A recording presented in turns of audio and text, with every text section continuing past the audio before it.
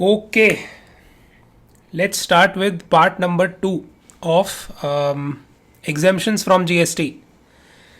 तो अपन अभी part number 2 करने वाले हैं एग्जाम्पशंस फ्रॉम जीएसटी का. इसमें मेरे हैंड रिटन नोट्स नहीं रहेंगे because there are lot of exemptions and it is best कि मैं आपको आपके स्टडी मॉड्यूल के ही चैप्टर के अंदर, चैप्टर नंबर 4 जो है स्टडी मॉड्यूल का for final students, I think inter में भी सेम ही चैप्टर नंबर है, तो उसमें मैं सिर्फ मार्क करवा रहा हूँ with in this chapter health services के बाद से आपको क्या याद रखना है, कितना पोर्शन पे ध्यान देना है.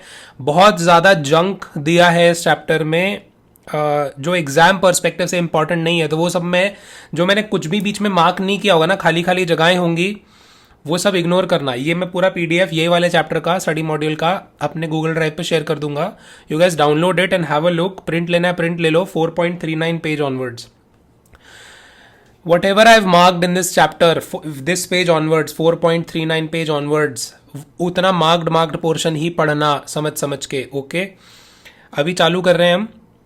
Let's start with part number 2 of exemptions from GST, which is services that are exempt after health services. Health services तक का मेरा part 1 वाले हैंड रिटन नोट्स में कवर्ड है, बट part 2 में अब मैं services provided by government से रिज्यूम कर रहा हूँ. Okay, let's start. Services provided by government is heading number 5, मतलब type 5 of the exemptions of services.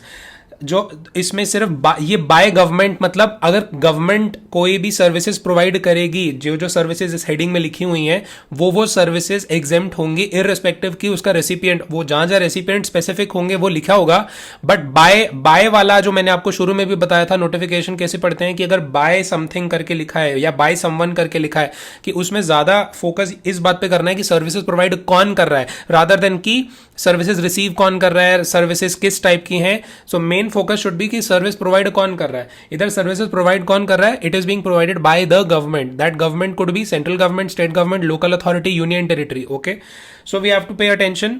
एक एक करके पढ़ते जाएंगे एंड जल्दी जल्दी इसको रिवाइज करेंगे. एंट्री नंबर 4 में, अच्छा by the way entries numbers भी याद करना जरूरी नहीं है. एंट्री नंबर्स भी सिर्फ मैं रेफरेंस के लिए ले रहा हूं, बट एंट्री नंबर्स किस एंट्री नंबर में क्या दिया था वो याद करने की जरूरत नहीं है. Okay okay, so services by the governmental authority by way of an activity in relation to any function interested to municipality under article 243W. इसमें क्या याद रखना है हमको, इसमें हमने we have to remember services किसकी, म्यूनिसिपैलिटी की, किस एक्टिविटी से रिलेटेड, किस फंक्शन से रिलेटेड, वो वाला फंक्शन जो म्यूनिसिपैलिटी को दिया है under article number 243W. Okay, and service दे कौन रहा है, service being provided by a governmental authority. Governmental authority का मतलब अभी नीचे आएंगे डेफिनेशंस में पढ़ लेंगे. ओके, अगला फिर से एंट्री नंबर 5 में और क्या बोल रहा है, सर्विसेज बाय, अगेन बोल रहा है गवर्नमेंटल अथॉरिटी नेक्स्ट वाली में, लेकिन bye way of an activity किसके रिलेशन में, कोई फंक्शन जो किसको इंटरेस्ट किया गया हो, पंचायत को. कौन से आर्टिकल ऑफ कॉन्स्टिट्यूशन के अंडर में, 243G. तो इसमें फर्स्ट हेडिंग में आपको म्यूनिसिपैलिटी एंड 243W याद करना है, सेकंड वाले में पंचायत एंड 243G याद करना है. सर्विस प्रोवाइडर हमेशा कौन होता है, गवर्नमेंटल अथॉरिटीज ही होती हैं. ओके, नेक्स्ट टैक्सेबल टैक्सेबल कह रहा हूं. एंट्री नंबर 6 में आपने ध्यान रखना है. एंट्री नंबर 6 में services by the central government, state government, union territory या लोकल अथॉरिटी, कोई भी सर्विस ये लोग प्रोवाइड कर रहे हैं, लेकिन कुछ 3-4 सर्विसेज एक्सक्लूडेड हैं. तो मतलब सर्विस प्रोवाइडर अगर गवर्नमेंट है और कोई भी सर्विस प्रोवाइड कर रही है गवर्नमेंट, तो वो एग्जेम्प्ट है. लेकिन कुछ सर्विसेज एग्जेम्प्ट नहीं है. वो कौन सी सर्विसेज हैं जो एग्जेम्पशन से बाहर निकाली हुई हैं, वो है डिपार्टमेंट ऑफ पोस्ट की वो वाली सर्विसेज जो स्पीड पोस्ट से रिलेटेड है, एक्सप्रेस पार्सल पोस्ट से रिलेटेड है, इंश्योरेंस से, लाइफ इंश्योरेंस से रिलेटेड है और एजेंसी सर्विसेज से रिलेटेड है.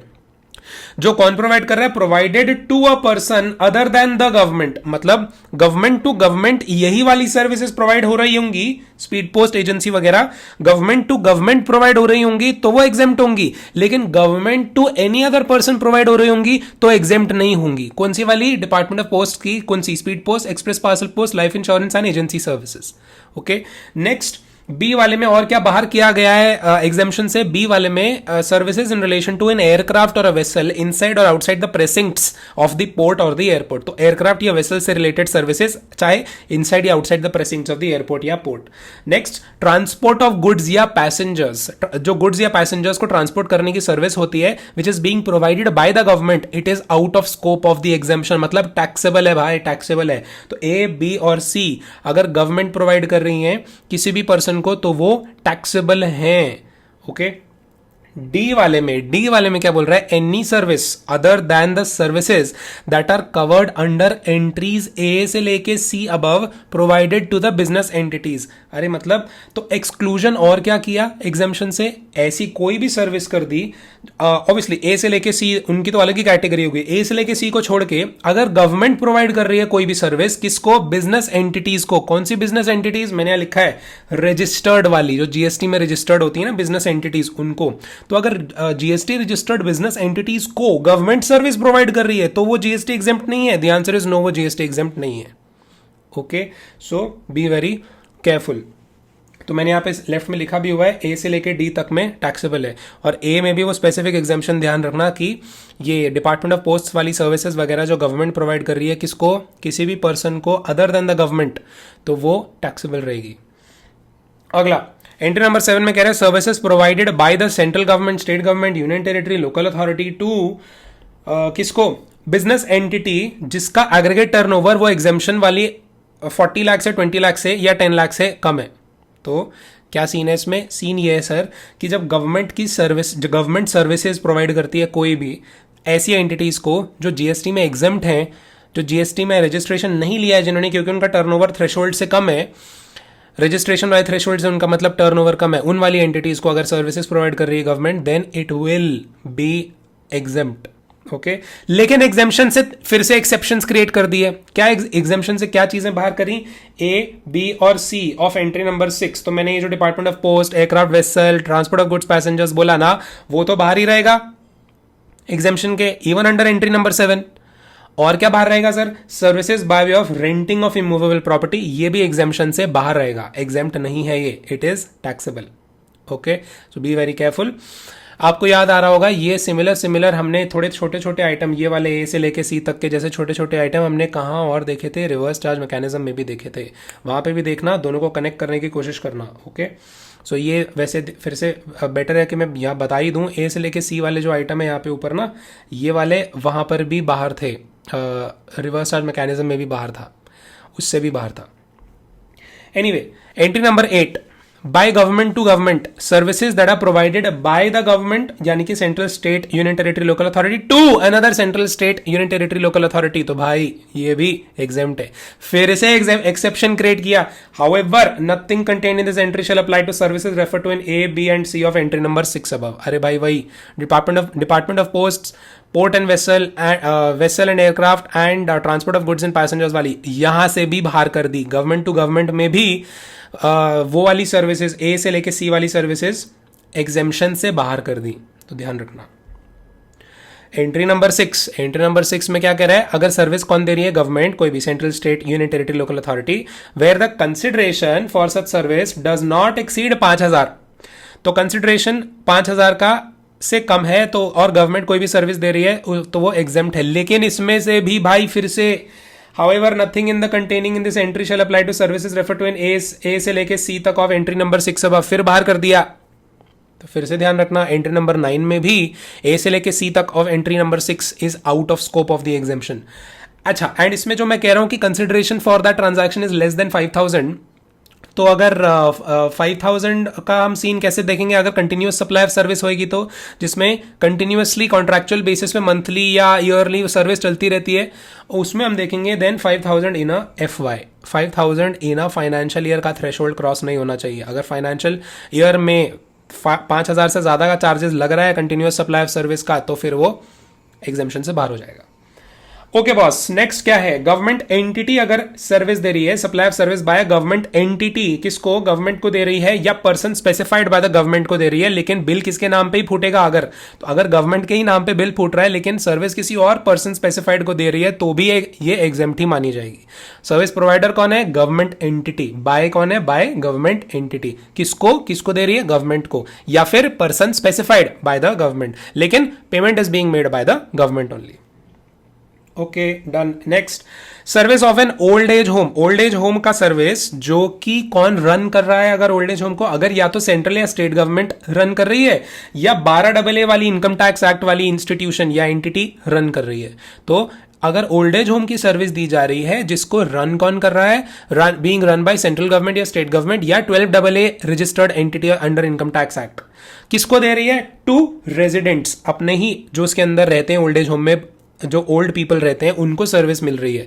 वो ओल्ड पीपल की एज क्या होनी चाहिए? 60 ईयर्स और मोर होनी चाहिए। ओके, और कंसिडरेशन कितना लेना चाहिए उनसे? नॉट मोर देन 25,000 पर मंथ पर मेंबर, तो ही एग्जाम्शन में आएगा। इसमें और क्या चार्जेस इंक्लूडेड होने चाहिए उस कंसिडरेशन में? Boarding, lodging, maintenance.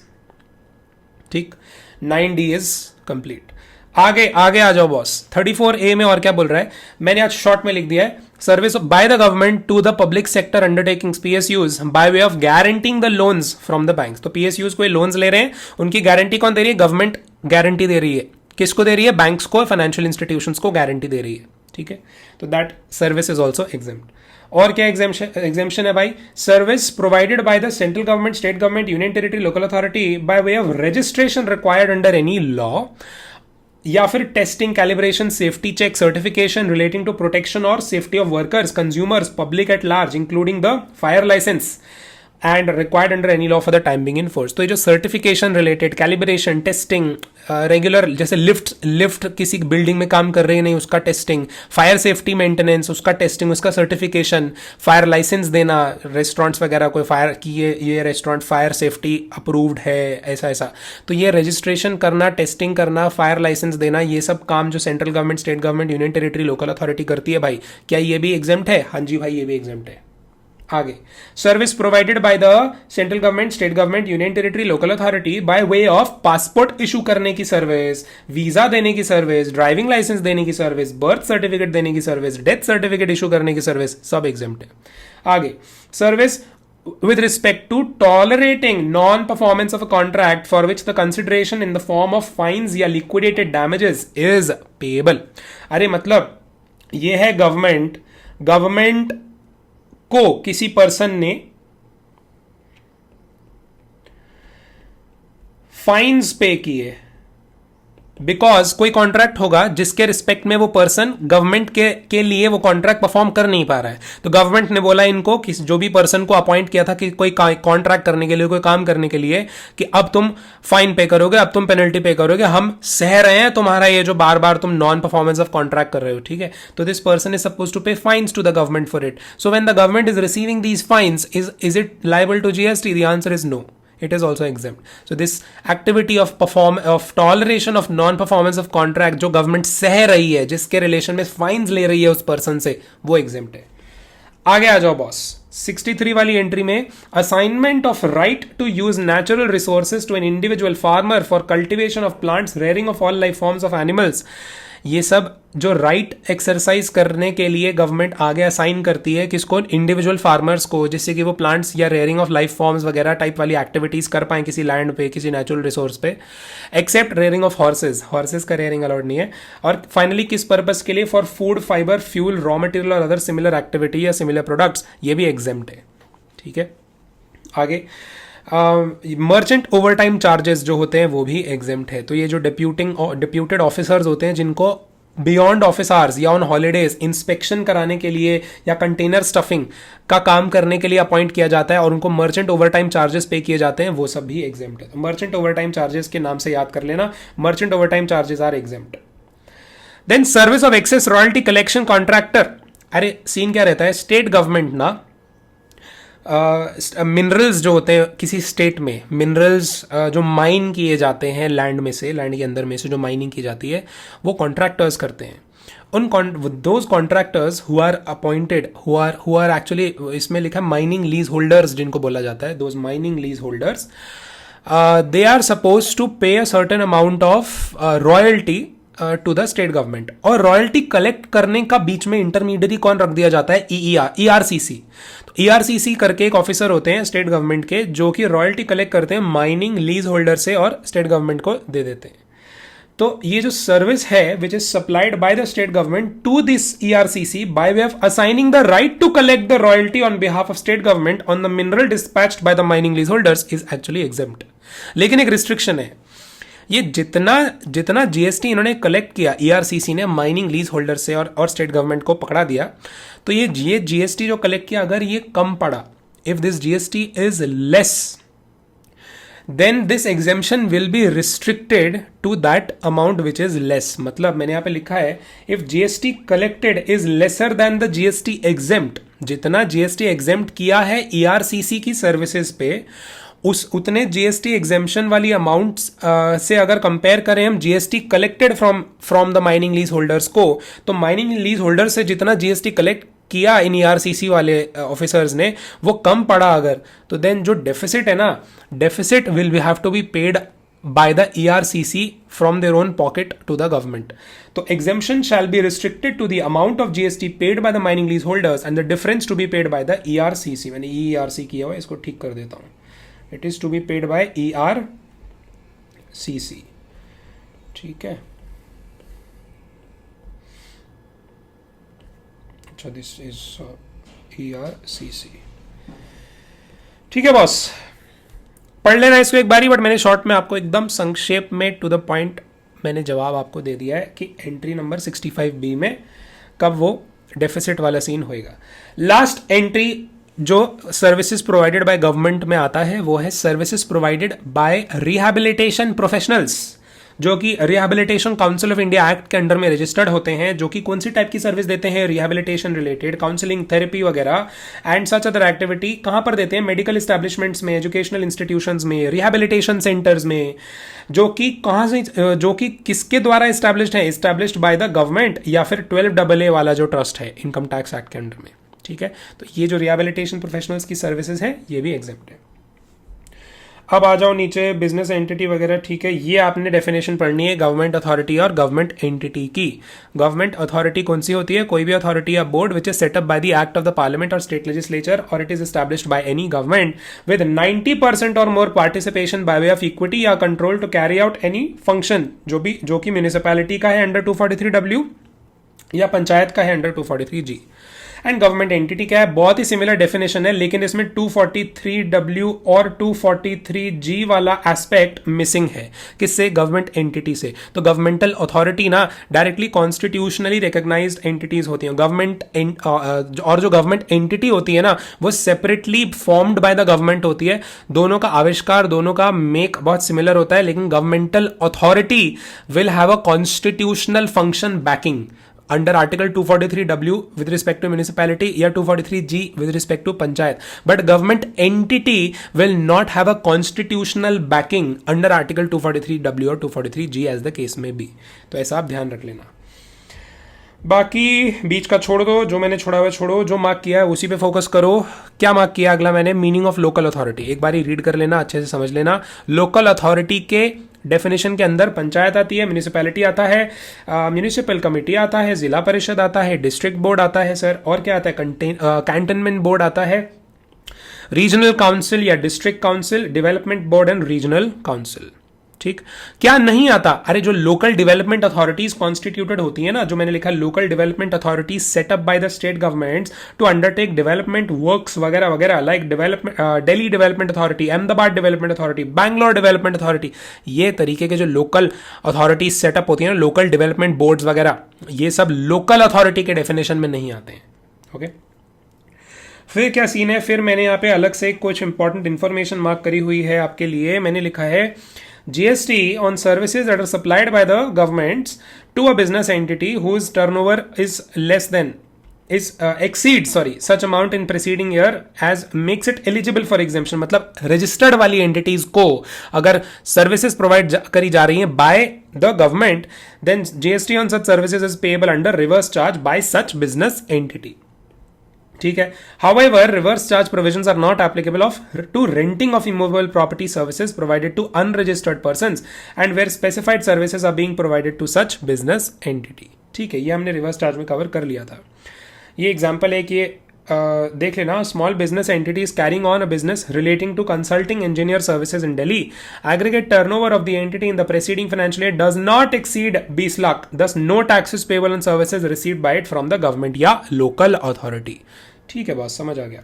Department of post में ध्यान रखना, out of scope of exemption वाली कौन सी सर्विसेज थी, रट्टा मार लो उनको, आउट ऑफ स्कोप वाली एग्जेम्पशन वाली सर्विसेज थी sir speed post, express parcel post, life insurance and agency services. तो फिर विद इन एग्जेम्पशन वाली कौन सी थी, अरे जो बेसिक मेल सर्विसेज होती है ना, ये एग्जेम्प्ट होती हैं।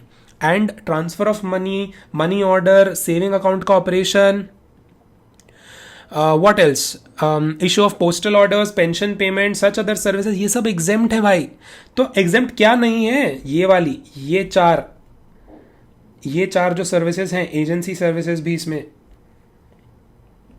प्लस एजेंसी, ये चार exempt नहीं है। ओके, ये exempt नीचे लिखा है agency. Okay, what else, services provided by one department. अच्छा, ये सब मैंने कवर करा दिया एनीवे आपको ऊपर, जो मार्क नहीं किया उस पर फोकस नहीं करना। ओके, ये आ जाओ, इधर आ जाओ, जो मैंने मार्क किया है, services that are provided by the police या security agencies of the government to the PSUs या private business entities are not exempt from GST. GST is payable under reverse charge mechanism. Example देखो, जो Karnataka cricket association है बैंगलोर की, मान लो उसने request किया commissioner of police Bangalore को कि सर हमको सिक्योरिटी चाहिए हमारे क्रिकेट स्टेडियम में for the purpose of conducting a cricket match. Commissioner of Police arranges the required security for an agreed consideration. In this case, services of providing security by police personnel are not exempt as the services are provided by the government. Karnataka Cricket Association is liable to pay the tax on the consideration paid, albeit under reverse charge mechanism. ठीक है, तो ये वही कह रहे हैं ऊपर, जो उन्होंने यहाँ पर बात लिखी थी कि जो पुलिस और सिक्योरिटी एजेंसीज जो ऑफ द गवर्नमेंट जो हैं, ये जो प्रोवाइड करती है ना सर्विस, ये एग्जेम्प्ट नहीं है जीएसटी से, इनको चार्जेबल होगा और ये रिवर्स चार्ज मैकेनिज्म में चार्ज लगेगा इसमें, तो ये ध्यान रखना।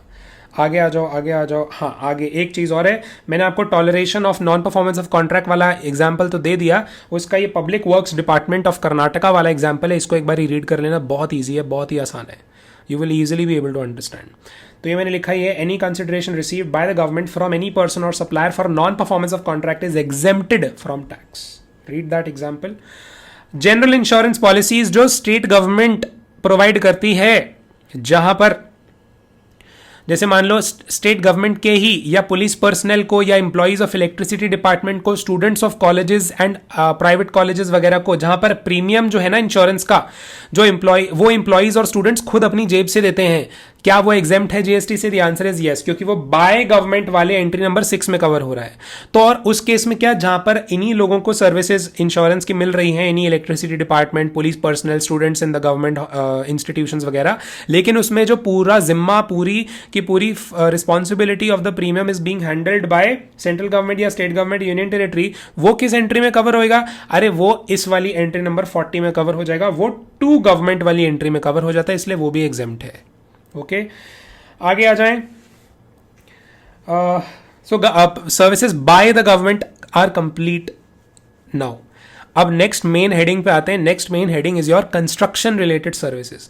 तो कंस्ट्रक्शन रिलेटेड सर्विसेज में ये मैंने लिखा प्योर लेबर कॉन्ट्रैक्ट्स जो होते हैं ना, pure labour contracts they are exempt. Pure labour contracts of construction, erection, commissioning, installation, completion, fitting out, repair, maintenance, renovation, alteration of civil structure और एनी अदर ओरिजिनल वर्क्स, किसी original work से related अगर ये construction का काम किया जा रहा है, लेकिन ओवरऑल ये जितनी भी चीजें बोली किसके रिलेशन में, pertaining to beneficiary led individual housing construction या एनहांसमेंट अंडर कौन सा mission? Housing for all urban mission और प्रधानमंत्री आवास योजना। तो housing for all urban mission या प्रधानमंत्री आवास योजना के अंडर में अगर कोई beneficiary led individual housing construction कर रहा है या एनहांसमेंट कर रहा है, उसमें कोई ओरिजिनल वर्क्स है, कोई सिविल स्ट्रक्चर है जिसके रिलेशन में कंस्ट्रक्शन, इरेक्शन वगैरह का काम हो रहा है, जिसके रिलेशन में pure labour services, pure labour contracts किए जा रहे हैं, वो एग्जेम्प्ट हैं। ओके, जितनी कंडीशंस बोली ध्यान रखना, बार बार पढ़ना पड़ेगा याद रखने के लिए। अगला काम, अगला एंट्री में क्या एग्जेम्पशन है? इलेक्ट्रिसिटी डिस्ट्रीब्यूशन यूटिलिटीज, जो इलेक्ट्रिसिटी जो कंस्ट्रक्शन, इरेक्शन, कमिश्निंग करती है ना इंफ्रास्ट्रक्चर का, जो इलेक्ट्रिसिटी डिस्ट्रीब्यूशन का, वो सब एग्जेम्प्ट है। ओके, और क्या है? Services by way of pure labour contracts, वही ओरिजिनल वर्क्स वगैरह, लेकिन अब किसके रिलेशन में? Single residential unit otherwise than as a part of residential complex. Okay, what else? Supply of TDR, FSI and long term lease के under में, जो premium के अंडर में होता है, जो लैंड दिया जा रहा है, जो लैंड ओनर दे रहा है लैंड और उसके बदले में क्या ले रहा है? टीडीआर, एफएसआई, लॉन्ग टर्म वगैरह, ये प्रीमियम चार्ज कर रहा है किससे? डेवलपर से। It is exempt subject to the condition that the constructed flats are sold before the issuance of completion certificate and tax is paid on them. तो simply क्या part exempt है? अरे TDR FSI long term lease, क्या long term lease with respect to the premium and the land is being given leased to the developer, और वो developer जो है उस पर कंस्ट्रक्ट करके देगा flats which are to be sold only and only before the issuance of completion certificate and tax is supposed to be paid on them. So exemption of TDR FSI long term lease premium shall be withdrawn in case the flats are sold after the completion certificate, but such withdrawal shall be limited to 1% of the value in the case of affordable houses and 5% of the value in the case of other than affordable houses. Okay, तो इसमें mainly 3 चीज़ें ही covered हैं, FSI, TDR and long term lease premium के respect में जो land दिया जा रहा है डेवलपर को, उस पर वो फ्लैट्स बनाकर देगा, लेकिन वो फ्लैट्स जब वापस बेचेगा ना, वो कंप्लीशन सर्टिफिकेट से पहले बिक जाने चाहिए and tax is to be paid on them उन फ्लैट्स में, तब जाके ये वाला TDR FSI long term lease वगैरह वाली चीजें एग्जेम्प्ट होंगी, और ये इनके ऊपर एग्जेम्पशन छिन जाएगा अगर फाइनल जो फ्लैट्स बने वो कंप्लीशन सर्टिफिकेट के बाद बेच दिए गए। लेकिन विड्रॉल अगर इन पर होगा ना GST exemption का, तो withdrawal shall be limited to 1% in the case of affordable houses and 5% of the value in the case of other than affordable houses. ध्यान रखना, ये नीचे वही रेपिटेशन है, बस कंस्ट्रक्शन रिलेटेड सर्विसेज वहीं खत्म। नेक्स्ट मेन हेडिंग अब आपकी आती है पैसेंजर ट्रांसपोर्टेशन सर्विसेज।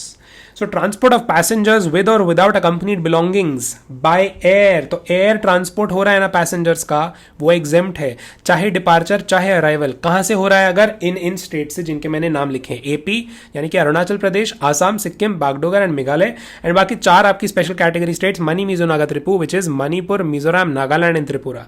तो इन पर लैंड कर रही है फ्लाइट या इनसे डिपार्ट कर रही है flight, it will be covered under exemption, provided transport किसका हो रहा है सर? पैसेंजर्स का हो रहा है, और सामान तो साथ में ले रहे हैं, वो सामान ले रहे हैं, सामान नहीं है किसी के पास, ये सामान है इररिस्पेक्टिव। ट्रांसपोर्टेशन ऑफ गुड्स नहीं हो रहा है, ट्रांसपोर्टेशन ऑफ पैसेंजर्स, ध्यान रखना। फिर मैंने लिखा और किस चीज से अगर ट्रांसपोर्ट हो रहा है पैसेंजर्स का, तो एग्जेम्प्ट रहेगा non air condition contract carriage other than radio taxi and tourism purpose के लिए नहीं होना चाहिए, नॉट फॉर टूरिज्म। और क्या बोला है? Non air condition stage carriage, okay, तो वो एग्जेम्प्ट रहेगा। फिर service to the central government आ गई, लेकिन ये रीजनल कनेक्टिविटी स्कीम के अंडर में आ गया, तो ये by air transport of passengers हो रहा है विद या विदाउट अकम्पनीड बिलोंगिंग्स, एंड उसमें एम्बार्किंग फ्रॉम, डिपार्टिंग फ्रॉम या टर्मिनेटिंग एट RCS यानी कि regional connectivity scheme airport, against consideration किस फॉर्म में सेंट्रल गवर्नमेंट पे करेगी? सेंट्रल गवर्नमेंट को अगर सर्विसेज मिल रही है पैसेंजर्स की ऐसे ट्रांसपोर्ट की रीजनल कनेक्टिविटी स्कीम एयरपोर्ट में, तो उसके रिलेशन में सेंट्रल गवर्नमेंट किस फॉर्म में पे करेगी? वायबिलिटी गैप फंडिंग के फॉर्म में पे करेगी। और कब तक पे करेगी? Up to 3 years from when that RCS airport is operational. Okay, next is transportation of passengers with और विदाउट अकम्पनीड बिलोंगिंग्स। किससे sir? Non first class non AC railways से, अच्छा, मेट्रो से, मोनोरेल से, ट्रैमवे से, inland waterways से, public transportation in the vessel but not for tourism purpose, and metered cabs और auto rickshaws including ई-रिक्शाज। ई-रिक्शाज वाला point exam में आ जाता है।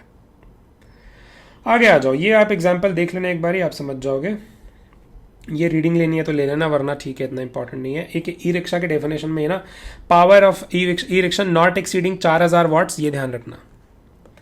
Next is what? Goods transportation services. Goods transportation service exempt है, लेकिन दो टाइप के गुड्स ट्रांसपोर्टेशन सर्विस एग्जेम्प्ट नहीं है। एक है service provided by the goods transport agency GTA, and दूसरी है कुरियर एजेंसी। और कौन सी एग्जेम्प्ट है? इनलैंड वाटरवेज की जो सर्विसेज है वो भी एग्जेम्प्ट है गुड्स ट्रांसपोर्टेशन के रिलेशन में। अगली, रेलवे या वेसल से अगर ट्रांसपोर्टेशन ऑफ कौन से टाइप के गुड्स हो रहा है तो एग्जेम्प्ट है। एक है रिलीफ मटेरियल्स, जो कहीं डिजास्टर हो जाता है, कहीं पर बाढ़ आ जाती है, कहीं पर कुछ कलामिटी हो जाती है, वहां पर रिलीफ मटेरियल जो ट्रांसपोर्ट हो रहा है तो वो क्या है? एग्जेम्प्ट है। What else? डिफेंस या मिलिट्री इक्विपमेंट अगर हो रहा है ट्रांसपोर्ट, एग्जेम्प्ट है। न्यूज़पेपर या magazines registered with registrar of newspapers अगर ट्रांसपोर्ट हो रहे हैं तो एग्जेम्प्ट है। Railway equipments, agricultural produce, milk, salt, food grains, flowers, pulses and rice, ये सब एग्जेम्प्ट है। ऑर्गेनिक मन्योर अगर ट्रांसपोर्ट हो रहा है तो वो भी एग्जेम्प्ट है। ओके, फिर जीटीए के रिस्पेक्ट में स्पेसिफिकली बात कर लेते हैं। वैसे तो जनरली मैंने आपको बोला कि जीटीए की सर्विस एग्जेम्प्ट तो नहीं है, लेकिन जीटीए की सर्विस तब एग्जेम्प्ट हो जाएगी अगर ये टाइप के गुड्स ट्रांसपोर्ट हो रहे हैं। कौन से टाइप के गुड्स? एग्रीकल्चरल प्रोड्यूस, कोई ऐसे गुड्स जिसमें पूरे कैरेज के सारे गुड्स मिला के अगर मैं टोटल वैल्यू कैलकुलेट करूं तो इट इज नॉट एक्सीडिंग 1500 रुपया, तो दैट इज एग्जेम्प्ट। फिर ऐसा गुड्स जिसमें सिंगल कंसाइनी, जो सिंगल पर्सन अगर ट्रांसपोर्ट करा रहा है, उसका गुड्स 750 रुपीज को एक्सीड नहीं कर रहा, तो वो एग्जेम्प्ट है। Milk, salt, food grain, flower, pulses, rice, वही ऊपर वाली हेडिंग का आ गया। ऑर्गेनिक मैन्योर एग्जेम्प्ट है। Newspapers and magazines, relief materials and defence and military equipments exempt हैं। ओके, तो जीटीए में भी अगर ये वाले गुड्स ट्रांसपोर्ट हो रहे हैं तो भी एग्जेम्प्ट हैं। Service provided to by GTA to unregistered persons exempt रहेगी, लेकिन services provided to specified recipients अगर करेंगे तो एग्जेम्प्ट नहीं रहेगी, ध्यान रखना। Services provided by GTA by way of transport of goods in a goods carriage to government department या लोकल अथॉरिटी या governmental agency registered only for TDS under GST, ये सब क्या रहेगा? एग्जेम्प्ट रहेगा। ओके, बाकी बीच का छोड़ दो। जीटीए क्या है एक बार रीड कर लेना। जीटीए का मतलब क्या होता है? ओके, एक इन रिलेशन टू हम बार बार पढ़ रहे थे, जीटीए सर्विसेज दे रहा है in relation to transportation of goods. तो इन रिलेशन टू में क्या? मैं गुड्स को चढ़ाना, गुड्स को अनलोड करना, गुड्स की पैकिंग, गुड्स की अनपैकिंग, गुड्स की ट्रांसशिपमेंट, गुड्स का टेम्परेरी वेयर हाउसिंग, ये सब इंसिडेंटल सर्विसेज भी इंक्लूड कर लूं क्या? भाई इसमें तब इंक्लूड कर लो अगर ये नेचुरली बंडल्ड है। अगर ये सेपरेटली बिल्ड है तो मिक्स सप्लाई के प्रोविजंस लगेंगे, नेचुरली बंडल्ड है तो कॉम्पोजिट सप्लाई के प्रोविजंस लग जाएंगे। आगे ये सब वही है, रेपिटेशन है। अब आ जाओ sir banking and financial services में। Services provided to RBI exempt नहीं होती, services provided by RBI exempt होती है, ध्यान रखना। आरबीआई कोई सर्विस प्रोवाइड कर रहा है तो वो एग्जेम्प्ट है, आरबीआई को सर्विस प्रोवाइड हो रही है तो वो एग्जेम्प्ट नहीं है। सर्विस ऑफ एक्सटेंडिंग डिपॉजिट्स और लोन्स और एडवांसेस जिसके रिलेशन में इंटरेस्ट या डिस्काउंट चार्ज हो रहा है लेकिन क्रेडिट कार्ड सर्विसेज को छोड़कर, that is exempt. And inter से आपस में सेल या purchase of foreign currency amongst the banks and authorised dealers अगर हो रहा है तो वो भी एग्जेम्प्ट है। Services provided by the banks to the basic saving deposit account holders under प्रधानमंत्री Jan Dhan Yojana is also exempt. Then debit card, credit card से अगर आप सेटलमेंट करा रहे हो किसी सिंगल ट्रांजैक्शन का अप टू ₹2000 पर transaction is exempt. Services by an intermediary of financial services located in the multi-services SEZ, जो कि IFSC स्टेटस है, to the customer located outside India for international financial services in currencies other than Indian national rupee, वो service exempt है। फिर से देखो, मैं कह रहा हूं आईएफएससी के अंदर एक छोटा सा मान लो intermediary of financial services located है, वो किस कस्टमर को सर्विस प्रोवाइड कर रहा है? कस्टमर लोकेटेड आउटसाइड इंडिया वाले कस्टमर को। अच्छा, किसके रिलेशन में? सर्विस ऐसी हो जो आईएनआर इंडियन करेंसी से रिलेटेड ना हो, नॉन आईएनआर करेंसी से रिलेटेड हो। ये इंटरमीडियरी का मतलब क्या सर? इंटरमीडियरी वो जो recognised by government of India होनी चाहिए, treated as a resident outside India under FEMA rules, IRDA registered होनी चाहिए अगर इंश्योरेंस ऑफिस है तो, एंड सेबी परमिटेड होनी चाहिए अगर सिक्योरिटीज में डील कर रही है तो। Okay, simple. बीच का छोड़ दो, ये सब डन है। ये एग्जाम्पल है, ये रीड कर लेना, सुभाषिनी बैंक वाला। What else? एक उसमें ध्यान रखना, credit card services is not exempt. Okay, credit card services. Okay, अब आपका पॉइंट आ गया एडिशनल या penal interest of overdue loan का। दो एग्जाम्पल से समझाता हूं, बहुत ही सिंपल है। पहला एग्जाम्पल आप देखो, पहला एग्जाम्पल में कह रहा है मोबाइल बेचा एक शॉप ओनर ने एक कस्टमर को।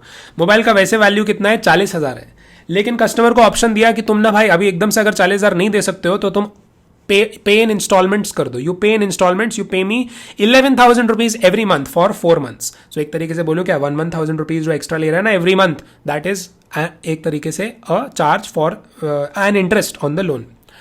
सो 44,000 का इसमें अगर मैं मानूं तो the mobile phone is going to cost that person 44,000। So the value of the supply of the mobile phone itself is coming to be 44,000 instead of a normal 40,000। इसमें 44,000 पे करने में भी हर किस्त में मान लो वो गलतियां कर रहे हैं, डिलेज कर रहा है, तो पीनल इंटरेस्ट शॉप ओनर ने पहले ही बोल दिया था कि भाई फिर मैं 11,000 पर मंथ ना लेकर मैं 11,000 पर मंथ के ऊपर 500 रुपया पर मंथ और पीनल इंटरेस्ट भी लूंगा तेरे से। अब बताओ सर इसमें कौन सी टाइप की सर्विसेज इन्वॉल्व है? भाई मेरा सिर्फ इतना कहना है, इस फर्स्ट एग्जांपल में कौन सी सर्विस इन्वॉल्व है? सिर्फ मोबाइल बेचने का, जो मोबाइल बेचा जा रहा है that in it self is being sold, and but it is being sold at a price which is higher so as to give an option to pay in installments. तो इसमें value of supply देखो मैं क्या कह रहा हूँ 44,000 तो है ही है प्लस 500 रुपया per month for every delay, तो टोटल वैल्यू ऑफ सप्लाई 46,000 हो जाता है. तो इस केस में since X is charging Y 40,000 for the mobile, is separately issuing another invoice for providing service of extending loans to Y. In some instances, कह रहा है, the consideration for which is interest 2.5% per month and additional penal interest amounting to 500 per month for each delay in payment. In this case, the amount of penal interest is to be included in the value of supply. The transaction between X and Y is for supply of taxable goods, यानी कि mobile phone only. Accordingly, penal interest would be taxable as it would be included in the value of mobile irrespective of the manner of invoicing. अब अगले example पे आओ. अगले example में मैं कह रहा हूं सिमिलर सोचो, मोबाइल बेचा जा रहा है 40,000 का, लेकिन अलग से ना जो सेलर है मोबाइल का वो कह रहा है भाई मैं इसके ऊपर तेरे को लोन दे रहा हूं, उस लोन पे इंटरेस्ट 2.5% पर मंथ चार्ज करूंगा, और वो जो इंटरेस्ट अगर तूने रीपे करने से डिले किया तो 1.25% पर मंथ का मैं डिलेड पेमेंट के रिस्पेक्ट में पीनल चार्जेस भी कलेक्ट करूंगा. तो इधर इस केस में additional penal interest is charged for a transaction between Y and messrs ABC limited and the same is getting covered under exemption under entry number 27. कौन सी entry 27? अरे ऊपर करी ना हमने एंट्री नंबर 27, ये वाली, एक्सटेंडिंग डिपॉजिट्स एंड लोन्स वगैरह, उसके रिटर्न में इंटरेस्ट या डिस्काउंट चार्ज करना, वो एग्जेम्प्ट है. तो अब जो सेकेंड वाली चीज है ना जिसमें लोन अलग से दिया गया, लोन की सर्विस भी मोबाइल फोन के साथ अलग से दी गई, वो उस केस में एंट्री नंबर 27 एक्टिवेट हो जाती है. लेकिन ऊपर जो मैं आपको कह रहा था कि 11,000 रुपए ले रहा है लेकिन बेच तो मोबाइल फोन ही रहा है, लोन की सर्विस अलग से नहीं दे रहा है, बस उसी में उसने कॉस्ट और एडअप कर दी है मोबाइल फोन के ही, तो भाई वहां पर लोन की सर्विस अलग से नहीं दी जा रही, तो वो एंट्री नंबर 27 में फॉल नहीं किया. दैट इज वाई फुल 44,000 या 46,000 was being chargeable to GST. But in the second example, since loan was separately offered as a product, उस लोन को फिर वो लोन कहां कवर हो गया? एंट्री नंबर 27 में. Consequently, in this case, the penal interest charge thereon on the transaction, जो 1.25% per month का penal interest charge हो रहा है ना, that will also not be subject to GST as the same would be covered under the said exemption notification. लेकिन ध्यान रखना, ऐसे केसेस में अगर कोई अलग से सर्विस फीस चार्ज या एनी अदर चार्जेस लग जाते हैं अगर levied in respect of transaction related to extending deposits, loans and advances, does not qualify to be interest as defined in exemption notification and accordingly will not be exempt. तो अगर इसको मैं penal interest charges का रूप ना देकर service fee, charges, other charges का रूप अगर दे देता ना वो सेलर, तो वो जो पीनल इंटरेस्ट है, देन पीनल इंटरेस्ट का रूप ना लेकर नॉर्मल चार्जेस का रूप ले लेता, and then it would have been chargeable to GST. Okay, ये आप एक बार ही देख लेना.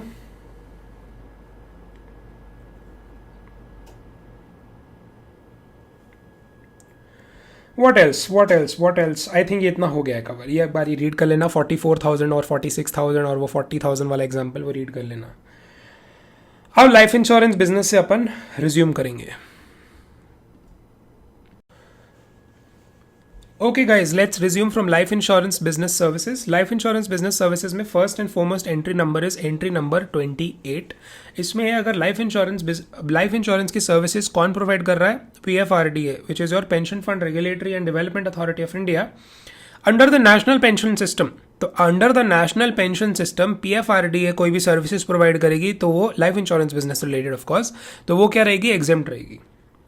आगे आए एंट्री नंबर 29 में services of life insurance provided और agreed to be provided by the army, naval and air force group funds to the members of the army, navy या air force respectively under the group insurance schemes of the central government. तो ये exempt किया गया है. Services of life insurance provided or agreed to be provided by the Naval Insurance Group Fund to the personnel of the Coast Guard. तो Coast Guards को भी, जो personnel को भी, Coast Guard के personnels को भी Naval Group Insurance Fund द्वारा अगर कोई life insurance business, life insurance services provide करी जा रही हैं under the group insurance schemes of the central government, then they are also exempt. Then life insurance service by the Central Armed Police Force यानी कि CAPF under the MHA group funds, they are also exempt. Okay. Then comes services of life insurance business that are provided under the following schemes. एक second, इसको थोड़ा छोटा कर दूं मैं. So हाँ, services of life insurance business that are provided under the following schemes. कौन सी स्कीम्स भाई? जनश्री बीमा योजना, आम आदमी बीमा योजना, life micro insurance product that is approved by the insurance regulatory and development authority, यानी कि इरडा द्वारा अप्रूव्ड. कौन सा? माइक्रो इंश्योरेंस प्रोडक्ट लाइफ वाला. Having a maximum amount of cover of कितना? 2 लाख तक का cover, that is also exempt. वरिष्ठ पेंशन बीमा योजना एग्जेम्प्ट है. प्रधानमंत्री जीवन ज्योति बीमा योजना इज एग्जेम्प्ट. प्रधानमंत्री जन धन योजना इज एग्जेम्प्ट. प्रधानमंत्री वय वंदन योजना दैट इज ऑल्सो एग्जेम्प्ट. एक बार ये रीडिंग ले लेना, याद रह गया ठीक है, नहीं याद रहा तो भाई अब मैं क्या बोलूं.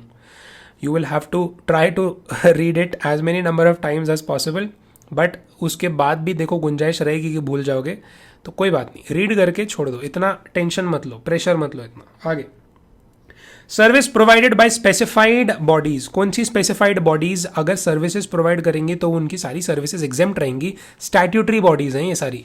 कौन सी? एक तो एम्प्लॉय स्टेट इंश्योरेंस कॉर्पोरेशन की जो भी सर्विसेज रहेंगी, तो अगर ये अपनी सर्विसेज देंगी टू पर्सन्स गवर्नड बाय ये वाला स्टेट इंश्योरेंस वाला act, that will be exempt. EPFO द्वारा कोई सर्विसेज दी जाती हैं to the persons governed under the employees provident fund and miscellaneous provisions act 1952, that is exempt. Coal mines provident fund organisation अगर services देती है to the persons that are governed by the coal mines provident fund and miscellaneous provisions act, that will also be exempt.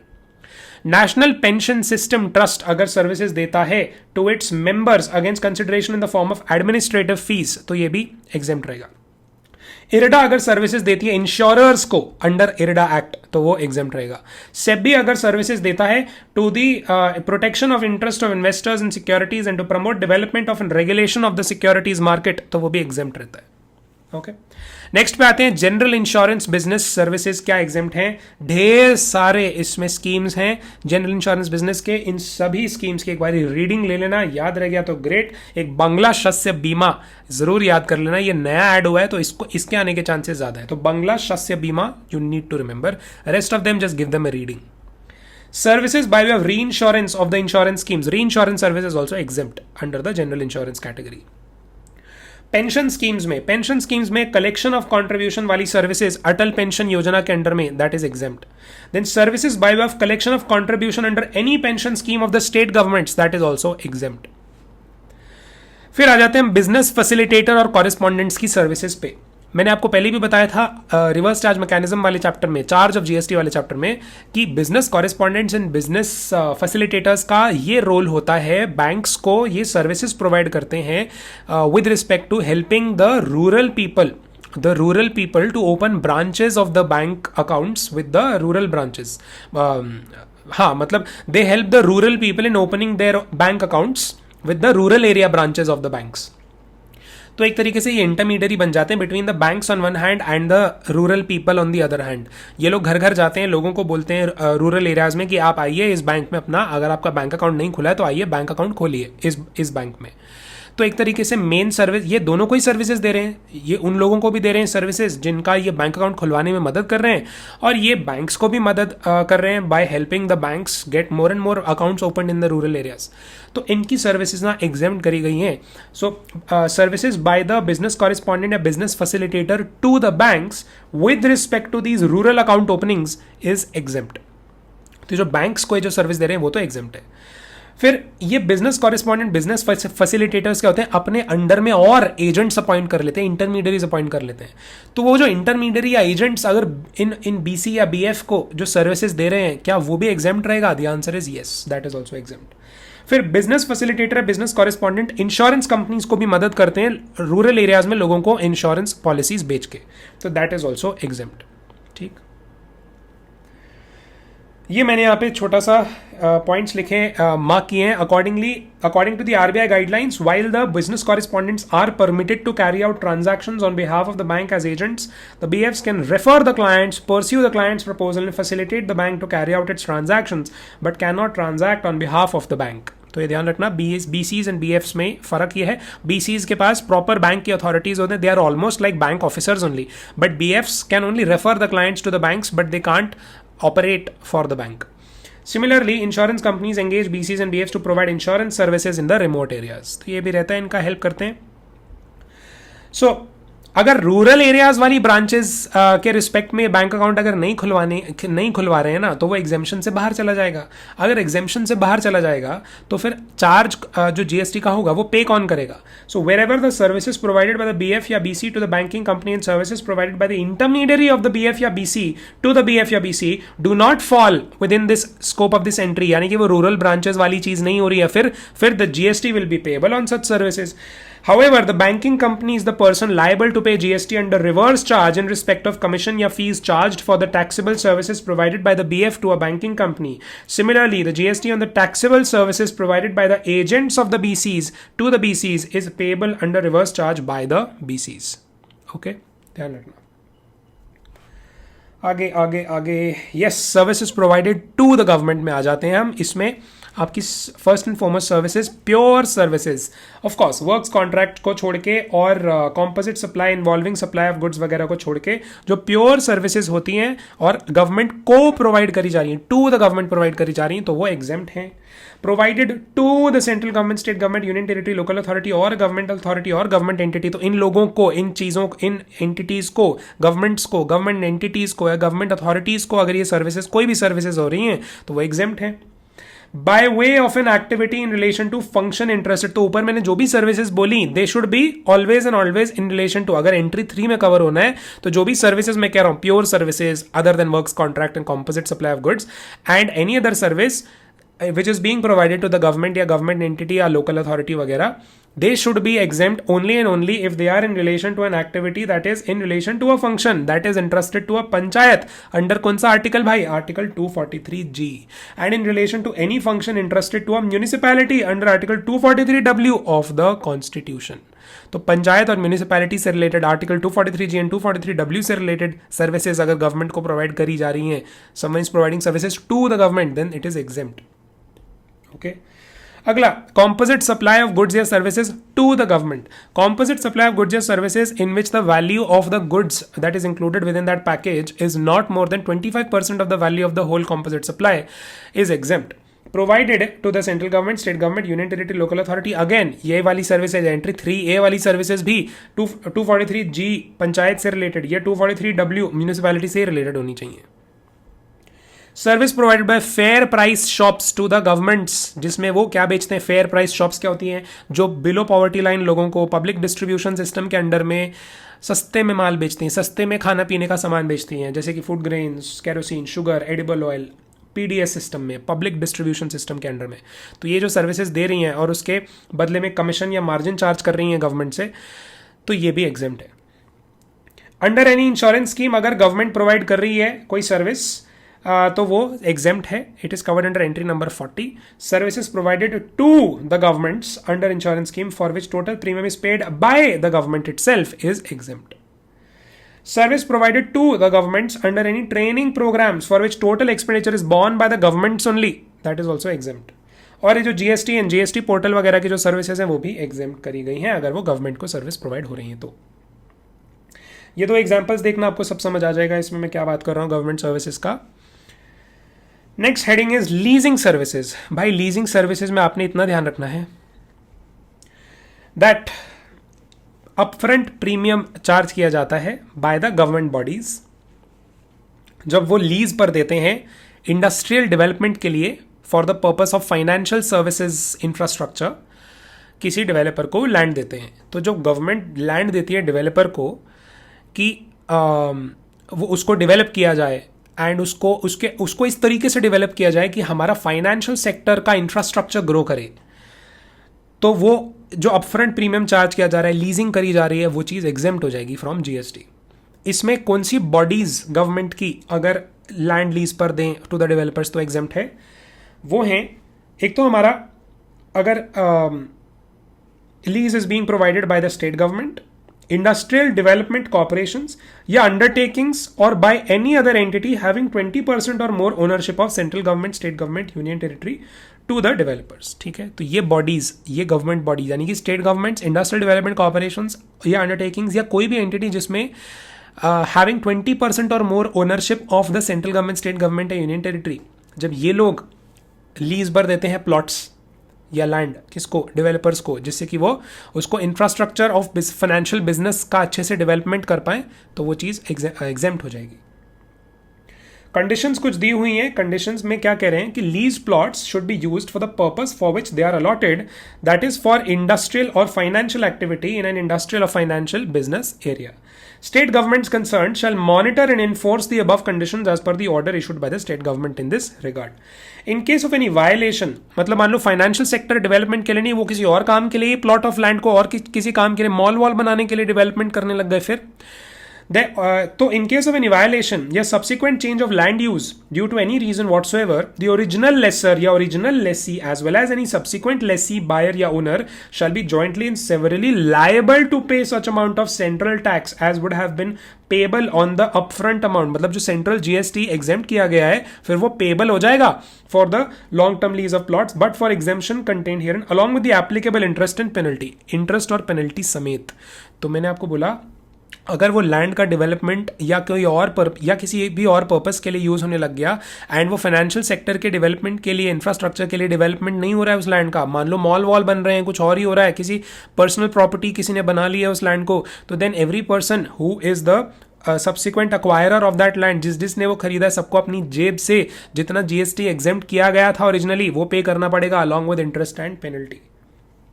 The lease agreement entered into by the original lessor with the original lessee or the subsequent lessee or the sub-lessee as well as subsequent lessee lease या sale agreements for lease or sale of such plots या subsequent lessee or buyers or owners shall incorporate in their terms and conditions the fact that the central tax, central GST was exempted on the long-term lease of the plots by the original lessor to the original lessee subject to the above condition and that the parties to the said agreements undertake to comply the same। तो ये plot of land जब वो developer आगे बेचेगा किसी को, वो further किसी और को लीज पे सब लीज करेगा, सबको ये टर्म्स एंड कंडीशंस अपने अग्रीमेंट्स में रिकॉर्ड करनी है कि भाई ये स्पेशल लैंड है, इसको फाइनेंशियल सेक्टर के बढ़ावे के लिए ही डेवलप किया जाएगा और इस पर जीएसटी एग्जेम्प्ट किया गया है पहले। तो ये सबको सारे एंटिटीज जो बीच में चेन में ट्रांजैक्शन के हैं उनको पता होना चाहिए।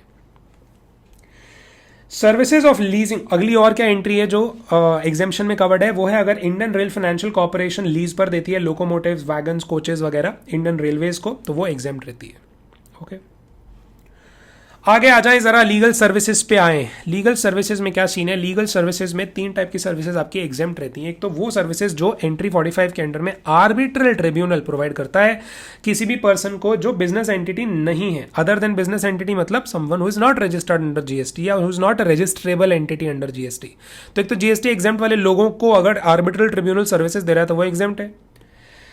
What else? अगर ऐसी वाली एंटिटीज जो जिनका थ्रेशहोल्ड अभी वो 20 लाख 40 लाख 10 लाख वाली क्रॉस नहीं करी है, तो वो वाली एंटिटीज को अगर आर्बिट्रल ट्रिब्यूनल सर्विसेज दे रहा है तो वो एग्जेम्प्ट है।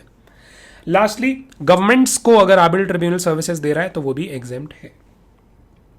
Next service that is exempt is partnership firm of advocates या single individual advocate other than senior advocate के रिलेशन में अगर ये लोग लीगल सर्विसेज दे रहे हैं किसको, दूसरे एडवोकेट को, पार्टनरशिप फर्म को या एडवोकेट को फॉर प्रोवाइडिंग लीगल सर्विसेज, या फिर any person other than business entity को या बिजनेस एंटिटी को लेकिन जिसका वो थ्रेशोल्ड 20 40 10 लाख वाला क्रॉस नहीं किया है, या किसी भी गवर्नमेंट को, तो वो एग्जेम्पशन हो जाएगा उन लीगल सर्विसेज का। और सीनियर एडवोकेट अगर सर्विसेज दे रहा है लीगल सर्विसेज तो 3 लोगों को दे रहा है, अगर अदर देन बिजनेस एंटिटी को, एग्जेम्प्ट एंटिटी को एंड गवर्नमेंट्स को, तो वो भी एग्जेम्प्ट हो जाएगा। ठीक, ये एग्जाम्पल देखना आपको समझ आ जाएगा।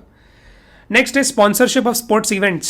स्पॉन्सरशिप सर्विसेज जो दी जाती हैं स्पोर्टिंग इवेंट्स को, तो वो भी एग्जेम्प्ट रहती हैं, लेकिन वो कौन से टाइप के स्पोर्टिंग इवेंट्स? अरे वो वाले स्पोर्टिंग इवेंट्स जो organised by national sports federation होने चाहिए या उसके एफिलिएटेड फेडरेशंस होने चाहिए, या एसोसिएशन ऑफ इंडियन यूनिवर्सिटीज द्वारा ऑर्गेनाइज्ड कोई स्पोर्टिंग इवेंट, या inter university sports board, school games federation of India, all India sports council for deaf, Paralympic committee of India, special Olympics Bharat, central civil services cultural sports board द्वारा organise कोई sporting event, या part of national games वाला Indian Olympic association द्वारा, या under panchayat युवा क्रीड़ा या खेल अभियान स्कीम, ये जितने भी टाइप के स्पोर्टिंग इवेंट्स में स्पॉन्सरशिप सर्विसेज अगर कोई प्रोवाइड कर रही है एंटिटी, तो वो एग्जेम्प्ट हो जाएगा। Next skill development. Skill development services वाला हेडिंग आप एक बार अंदर से रीड कर लेना। इसमें NSDC या सेक्टर स्किल काउंसिल अप्रूव्ड या असेसमेंट एजेंसी वगैरह की सर्विसेज, ट्रेनिंग पार्टनर्स की सर्विसेज, ये सब एग्जेम्प्ट रहती हैं। एंड इसमें असेसिंग बॉडीज़ को अगर इम्पैनल करता है कोई ministry of skill and development के अंडर में, तो वो भी एग्जेम्प्ट हो जाता है। दीनदयाल उपाध्याय ग्रामीण कौशल्य योजना याद करना, उसके अंडर में अगर ट्रेनिंग प्रोवाइडर सर्विसेज दे रहे हैं तो वो भी एग्जेम्प्ट रहता है। Okay, now comes a very important service जो कि एग्जाम के लिए बहुत इंपॉर्टेंट है, जिसमें है कि अगर सर्विसेज दी जा रही हैं किसी आर्टिस्ट द्वारा, वो आर्टिस्ट कौन सी टाइप की सर्विसेज दे रहा है? परफॉर्मेंस की सर्विस दे रहा है। फोक या क्लासिकल आर्ट फॉर्म, कौन सा? गाने वाला, म्यूजिक, डांस, नाचने वाला, या थिएटर परफॉर्मेंस, जिसमें कंसिडरेशन उस परफॉर्मेंस की कितनी तक चार्ज की जा रही है? Not more than 1,50,000, then that performance will be exempt. Okay, but इसमें ब्रांड एम्बेसडर वाली सर्विस अगर कोई दे रहा है, अगर कोई किसी ब्रांड का एम्बेसडर है, ठीक है, तो उसमें that will not be exempt. So जैसे for example mister Zakir Hussain है, वो लोग क्या कर रहे हैं? जाकिर हुसैन जी क्या है? He is a tabla maestro. So if he performs a classical art form of tabla और म्यूजिक बजा रहे हैं किसी थिएटर में, किसी स्टेडियम में, वहाँ पर 1.5 लाख से ज़्यादा का कंसिडरेशन चार्ज नहीं कर रहे हैं अपनी परफॉर्मेंस का, तो वो एग्जेम्प्ट हो जाएगा। लेकिन जैसे जाकिर हुसैन जी, वो उनकी ऐड आती है वाह ताज, टाटा टी वाली, टाटा टी की ऐड है शायद, वो ताज वाह ताज बोलते हैं उसमें, वो ऐड में। So if he is charging money from that brand for a certain performance, then that will not be exempt, चाहे उसकी 1.5 लाख से कम ही क्यों ना हो amount, but that will not be exempt. तो अगर वो किसी क्लासिकल आर्ट फॉर्म को वैसे रिप्रेजेंट करके वैसे परफॉर्म कर रहे हैं जिसमें 1.5 लाख से ज़्यादा का अमाउंट नहीं ले रहे हैं, तो वो एग्जेम्प्ट है। बट वो वह ताज करके ऐड के लिए ब्रांड एम्बेसडर बने हुए हैं, तो वो एग्जेम्प्ट नहीं होगा। Right to admission to various events, again very important heading, exam में आ जाती है बीच में डली हुई। तो अगर कोई किसी को एंट्री फीस चार्ज हो रही है by admitting them into museum, national park, wildlife sanctuary, tiger reserve या जू, और उसमें एंट्री फीस अगर लग रही है, तो वो इन सब चीज़ों में एडमिट होने का जो फीस है that is exempt from tax. Services by admission to a protected monument is also exempt from GST. Service by way of right to admission to इतने सारे events, circus, dance, theatrical performance, award function, concert, pageant, musical performance, sporting event, planetarium. लेकिन जब ticket price कब तक कितना तक हो, up to ₹500 per head, तो अगर टिकट का प्राइस इन सभी इवेंट्स के लिए अप टू ₹500 पर हेड है तो वो एग्जेम्प्ट है। But if it crosses ₹500 per head then it will be taxable. Next is services by an unincorporated body और a not for profit entity. तो ये रेजिडेंट वेलफेयर एसोसिएशन वगैरह जैसे होती है ना, मैंने एग्जांपल लिखा गोकुलधाम सोसाइटी का वेलफेयर एसोसिएशन है for example.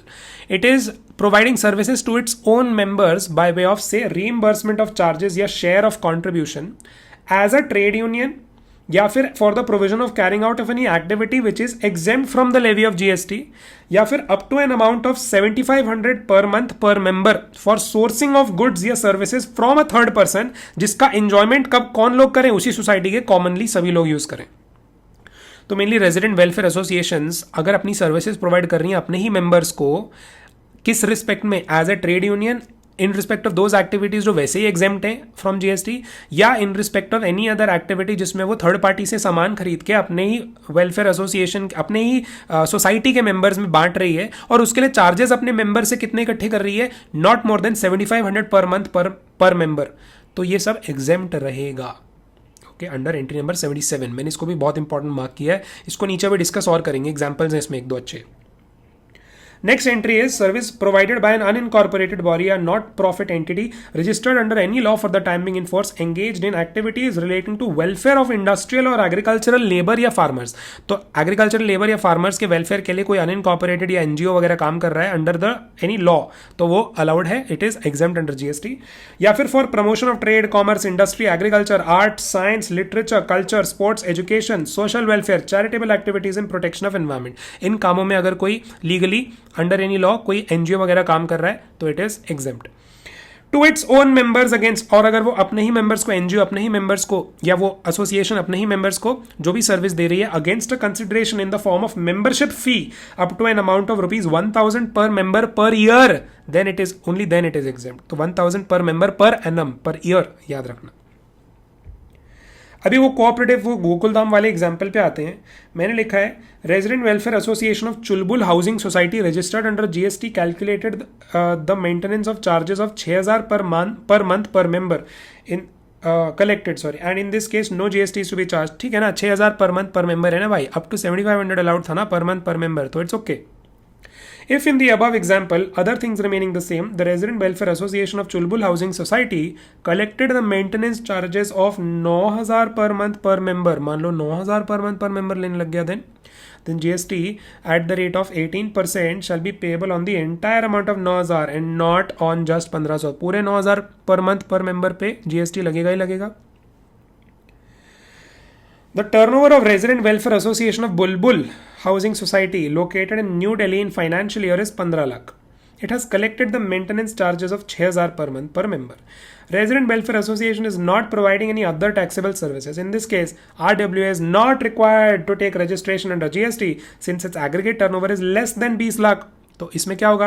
However, an RWA is not required to obtain registration even though the amount of maintenance charges exceeds 7,500 per month per member, but the aggregate turnover of Resident Welfare Association in the financial year does not exceed the threshold limit of the registration. अरे सुनो ना मैं क्या कह रहा हूँ, आप ऊपर की बकवास को छोड़ो, आप ये टेबल देखो, इतना याद रखो सिर्फ. अगर एक रेजिडेंट वेलफेयर एसोसिएशन जो चार्जेस पर मंथ पर मेंबर अपने मेंबर से इकट्ठा कर रहा है वो है अप टू 7,500, ठीक है, it is up to 7,500, but its annual turnover is greater than 20 lakhs, so it is a registered entity under GST. तो क्या उसको एग्जेम्पशन फिर भी मिलेगी? The answer is yes. देखो, अगर वो 20 लाख से ज्यादा का है तो मतलब रजिस्टर्ड है अंडर GST. अगर रजिस्टर्ड है तो, लेकिन फिर भी अगर मंथली मेंटेनेंस चार्जेस 7,500 और लेस है तो क्या एग्जेम्पशन फिर भी मिलेगी? The answer is yes.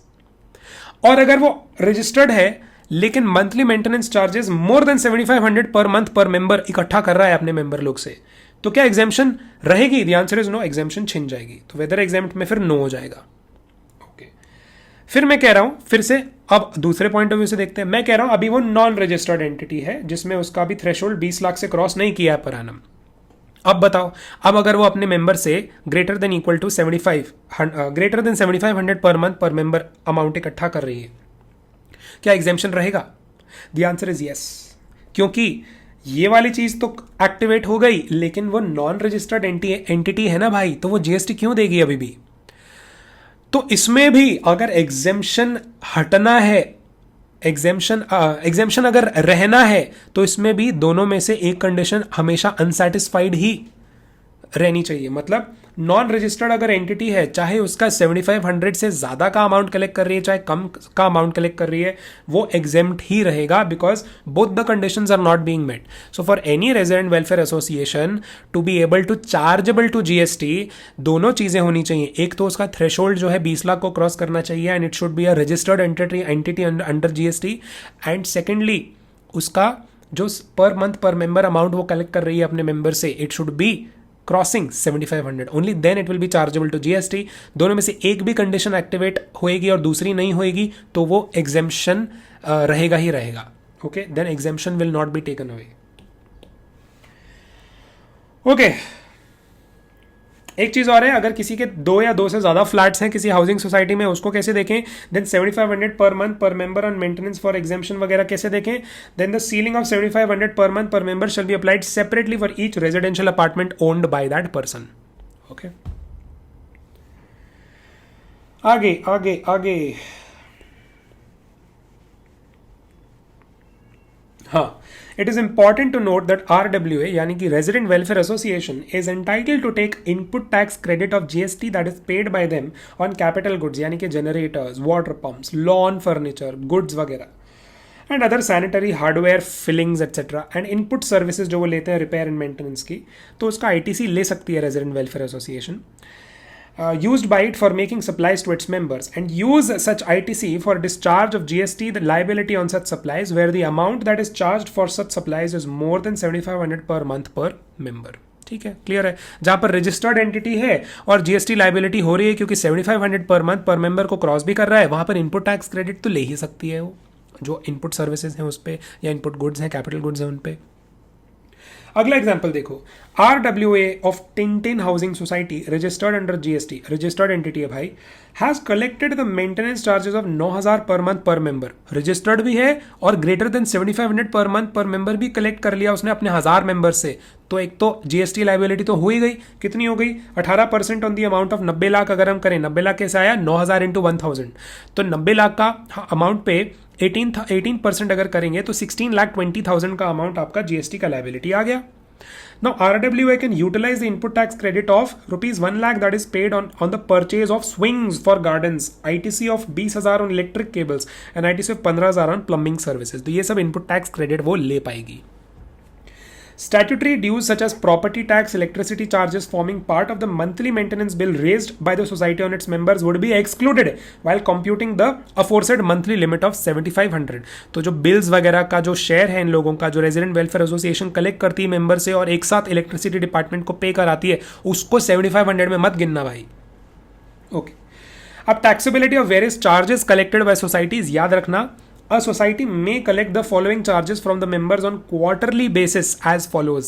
Property tax collect कर सकती है, वाटर टैक्स कलेक्ट कर सकती है, non agricultural tax Maharashtra state government का कलेक्ट कर सकती है, इलेक्ट्रिसिटी चार्जेस कलेक्ट कर सकती है, सिंकिंग फंड का मैंडेटरी जो कि बायलॉज में अगर बनाया होगा कोऑपरेटिव सोसाइटी के तो उसमें, रिपेयर एंड मेंटेनेंस का फंड अगर इकट्ठा किया होगा उस कोऑपरेटिव सोसाइटी ने तो वो वाले चार्जेस, कार पार्किंग के चार्जेस खुद के सोसाइटी के, non occupancy charges and simple interest for late payment.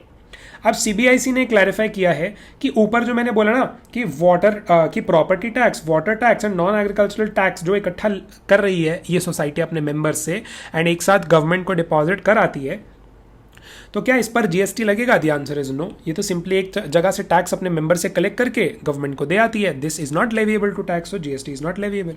फिर उन सर्विसेज, उन वाले चार्जेस पे क्या, ये मैंने आपको बता ही दिया, non agricultural tax, electricity charges, again इस पर भी GST तो नहीं ही लगेगा। लेकिन ध्यान रखना, इलेक्ट्रिसिटी अगर सोसाइटी अपने जनरेटर खुद लगाया हुआ है और उस जनरेटर के चार्जेस इकट्ठा कर रही है अपनी सोसाइटी के बायलॉज के अंडर में, तो भाई उस पर GST लगेगा, that will be liable to GST। तो किन किन पर और GST लगेगा? एक तो जनरेटर अगर खुद इलेक्ट्रिसिटी जनरेट करवा रही है society, and what else, society ने जो अपना खुद का सिंकिंग फंड बनाया हुआ है, रिपेयर्स एंड मेंटेनेंस फंड बनाया हुआ है, कार पार्किंग चार्जेस खुद के बनाए हुए हैं, नॉन ऑक्यूपेंसी चार्जेस या simple interest for late payment बनाया हुआ है, इन सब पर GST लगेगा।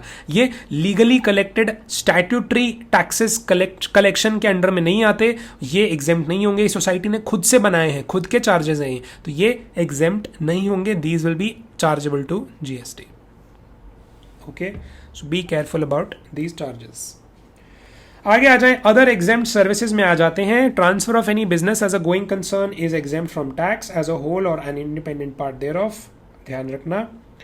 Services that are provided by FIFA federation जो है and its subsidiaries directly or indirectly related to any of the events under FIFA Under-17 Women's World Cup 2020 hosted in India। 2020 में होना था, अभी लटक गया बिकॉज ऑफ कोविड, कोई नहीं, तो वो एग्जेम्प्ट किया गया था। Services associated with the transit cargo to Nepal and Bhutan is exempt। Renting of residential dwelling for use as residence, residential dwelling का कभी भी रेंट कलेक्ट होता है वो हमेशा एग्जेम्प्ट होता है भाई, हमेशा एग्जेम्प्ट, ध्यान रखना। होटल, इन गेस्ट हाउस, क्लब या कैंप साइट पर रहने वहने की जगहों पे जो चार्जेस लगते हैं, रहने के boarding and lodging charges, accommodation charges, अगर उसमें रेंट पर डे बिलो और इक्वल टू 1,000 है, मतलब इक्वल टू या लेस देन 1,000 है, तो वो कितना, तो वो एग्जेम्प्ट रहेगा। ग्रेटर देन 1,000 अगर पर डे का चार्ज लग रहा है किसी होटल वगैरह में तो उस पर GST लगेगा। Service by way of transportation of goods by an aircraft from a place outside India up to the custom station of clearance in India, that is exempt. Transportation of goods by aircraft from the customs station of clearance in India to a place outside India, but only up to 30th of September 2021, it is exempt. Transportation of goods by a vessel from the customs station of clearance in India to a place outside India again is exempt till 30th of September 2021. Satellite launch services जो ISRO provide करती है, Antariksh corporation provide करती है, या new space India limited provide करती है, exempt है। Service by way of giving on hire to a state transport undertaking a motor vehicle जिसकी कैपेसिटी कितनी है, मोर देन 12 पैसेंजर्स की, वो एग्जेम्प्ट है। तो अगर यही वाला सिमिलर व्हीकल्स किसी लोकल अथॉरिटी को दिए जाएं, लेकिन वो कौन से टाइप के व्हीकल, इलेक्ट्रिकली ऑपरेटेड व्हीकल जिसकी कैपेसिटी कितनी हो, मोर देन 12 पैसेंजर्स की, तो वो एग्जेम्प्ट हो जाएगी। गुड्स ट्रांसपोर्ट एजेंसी को अगर मोटर व्हीकल्स दिए जाते हैं रेंट पे, तो वो भी एग्जेम्प्ट हो जाएगी, a means of transportation of goods. Motor vehicle for transport of students, faculty and staff अगर दिए जाते हैं किसको, उस एजेंसी को जो फर्दर स्कूल्स को ट्रांसपोर्टेशन ऑफ स्कूल के स्टाफ या फैकल्टी की सर्विस दे रही है, तो वो एग्जेम्प्ट हो जाएगा। मैंने छोटा सा टेबल बनाया, motor vehicle rent service provider दे रहा है मोटर व्हीकल्स किसको, उस मोटर व्हीकल एजेंसी को जो फर्दर ट्रांसपोर्ट की सर्विस दे रही है स्कूल को, तो ये वाली जो एग्जेम्प्ट है ना, ये वाली जो सर्विस है ये एग्जेम्प्ट हो जाएगी। Okay, service by way of access to a road or bridge on payment of toll charges, so this is exempt. Service by way of access to a road or a bridge on payment of annuity, that is also exempt. Transmission or distribution of electricity by electricity transmission distribution utility is also exempt. इंक्यूबेटिव वाला एक बार read कर लेगा, नहीं समझ आया तो छोड़ देना भाई, इतना इंपॉर्टेंट नहीं है। फसाई का लाइसेंसिंग रजिस्ट्रेशन इज एग्जेम्प्ट, ये अगेन इंक्यूबेटर्स वाला एक बार रीड कर लेना। जर्नलिज्म कलेक्टिंग या प्रोवाइडिंग वगैरह वाला न्यूज़ जो प्रेस ट्रस्ट ऑफ इंडिया या united news of India, independent journalist का जो जर्नलिज्म की सर्विसेज है वो एग्जेम्प्ट है। पब्लिक लाइब्रेरीज वाली सर्विसेज एग्जेम्प्ट है। Organiser to any person in respect of business exhibition held outside India, तो जो ऑर्गेनाइजर्स हैं बिजनेस एग्जीबिशंस करते हैं हमारे देश के बाहर, तो वो वाली सर्विसेज भी एग्जेम्प्ट है। एनिमल्स का slaughtering is exempt from GST. Pre-conditioning, pre-cooling, ripening, waxing, retail packing, labeling of fruits and vegetables is exempt, which does not alter the characteristics of fruits and vegetables. Cold chain facility के services जो NCCD provide करती है वो exempt है। Foreign diplomatic mission located in India की services exempt है।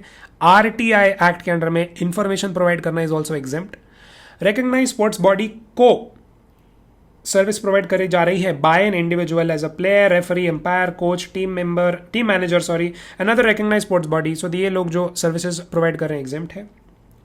Services provided by operators of common biomedical waste treatment facilities exempt. Public conveniences, Sulabh Shauchalaya वगैरह, these are exempt. And FIFA under 17 women world cup के relation में right to admission to the event is exempt. Further ये तो CGST वाली list हो ही गई, अब सिर्फ own CGST as well as IGST वाली लिस्ट हो गई ऊपर, अब सिर्फ आईजीएसटी वाली लिस्ट भी और है। सिर्फ आईजीएसटी वाली लिस्ट में services received from a provider of service located in a non taxable territory by the government या फिर 12AA इंस्टीट्यूशन, या फिर service by way of supply of online education journals या periodicals to an educational institution other than institution, कौन सा वाला, schools and vocation वाले, तो ये सब एग्जेम्प्ट रहेगा। एक बार रीडिंग ले लेना, जल्दी जल्दी करा रहा हूं but just read them once, you will understand. इसमें एक्सक्लूडेड है इनमें दो services, OIDR services and transportation of goods by vessel from outside India up to the custom clearance in India, वो एग्जेम्पशन से बाहर है। Services by RBI from outside India in relation to management of foreign exchange reserves. Tour operator या foreign tour operator की services provided to a foreign tourist with respect to a tour conducted wholly outside India, तो वो भी exempt है भाई। Services supplied by an establishment of a person in India to an establishment of that person outside India, which are treated as distinct persons, provided that the place of supply of the services outside India, ये भी exempt है। Import of services by the United Nations या specified international organization for official use of the United Nations या specified organization is exempt. Import of services by foreign diplomatic mission provided उनके पास certificate हो, एक protocol division जो होती है ministry of external affairs की, वो एक सर्टिफिकेट इशू करके देती है इनको ऑफिशियल पर्पसेस के लिए कुछ सर्विसेज लेने की, तो वो इंपोर्ट ऑफ सर्विसेज अगर फॉरेन डिप्लोमेटिक मिशन इंडिया में या कॉन्सुलर पोस्ट पे जो इंडिया के जो ऑफिसर्स हैं वो लोग इंपोर्ट कर रहे हैं services based on the certificate issued by the protocol division of the ministry of external affairs, तब तक वो एग्जेम्प्ट है। अगर वो सर्टिफिकेट हट गया तो वो एग्जेम्पशन भी हट जाएगी। Other exemptions में intrastate supplies received by TDS deductor from an unregistered supplier is exempt from CGST. Okay.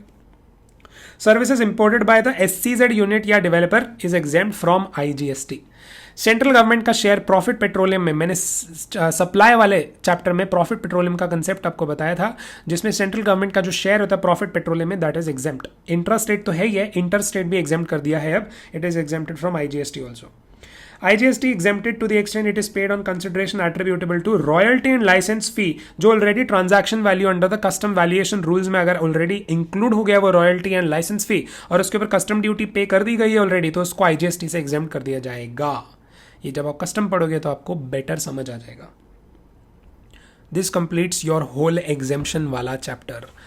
काफ़ी फास्ट गया हूँ and I know that some students will find difficulty in keeping a track of so many exemptions, but you will have to read this chapter at least minimum 7 to 8 times. 7 से 8 बारी minimum पढ़ना है for being able to remember all these exemptions. उसमें जो important है, जिनका highest chance है exam में आने का, मैंने VIMP या IMP करके लिखा हुआ है इसी चैप्टर में. ये मैं PDF डाल दूंगा अपने Google Drive पे. I'll share the link in the description box below. Do download them and do have a look at these notes. I hope these notes prove to be helpful for you guys. Keep on reading, keep on revising, and अगला lecture लेके I will be back soon. नीचे subscribe button होगा, उसको ज़रूर आप दबा दो, and just subscribe to the channel and press the bell icon also, so whenever I upload new revision lectures you get a notification that I have uploaded a new lecture and you can watch it. You can learn by listening to my voice as well as going through the revision notes जो मैंने बनाए हुए हैं. Okay, चलो, bye bye.